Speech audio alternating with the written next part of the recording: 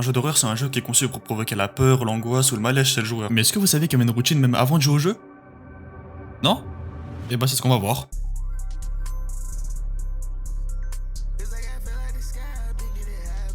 Bah tout d'abord, avant de jouer au jeu, il faut l'installer. Et déjà là, il y a deux équipes. Il y a les premiers qui vont acheter leur jeu tranquillement sur des plateformes comme Steam ou Epic Games. Et il y a les autres. Et t'as l'autre équipe qui va regarder chaque site possible pour essayer de trouver un crack. On est dans la deuxième équipe, on le sait très bien. Ah gars, les temps sont durs, hein. Bref, après 10 minutes, t'as réussi à trouver un site en russe. Tu comprends rien ce qu'il y a dessus, mais bon, tu prends le jeu quand même. Mais avant de lancer, faut quand même se mettre dans l'ambiance. Tu éteins les lumières, tu fermes tous les rideaux. Et t'as peur après parce qu'il fait noir quand même. Extrait le fichier WinRAR parce que oui, bon, on a crack, on n'a pas d'argent. Toi, tu connais, tu fais le bonhomme, tu lances le jeu en disant quoi, ça va être un jeu à ambiance, tranquille. Si seulement. Tu prends 3 screamers en 5 minutes, t'es au bout de ta vie, t'as envie de mourir. Mais t'es pas une seule homme, donc tu vas aller au bout.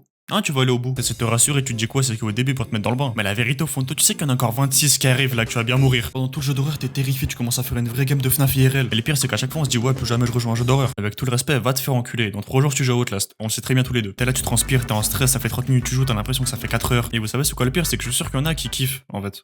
Ces gros sadiques là. T'arrives quand même à aller à la fin du jeu, il faut être chier dessus 4 fois. Mais Rasoul, t'as réussi à finir. Et c'est vraiment dans ces moments-là où je suis content de pas avoir d'animal de compagnie. Parce que là, j'ai eu tellement peur, tellement de fois, frère. À chaque fois que tu penses qu'il y aura un screamer, tu commences à fermer les yeux pour essayer de lever ski. Après, si t'as vraiment rien à perdre, tu peux commencer à crier pour pré-shot le screamer. Mais ça, honnêtement, je te promets rien. Mais les gars, dites-vous que c'est même pas ça la pire étape. Hein, comment ça? Qu'est-ce qu'il raconte là encore? Il nous fait de l'Aichagami ici là. Et oui, les gars, la pire étape, c'est après avoir joué au jeu. T'es là, t'es chez toi, tu commences à avoir des ombres, des trucs bizarres et tout.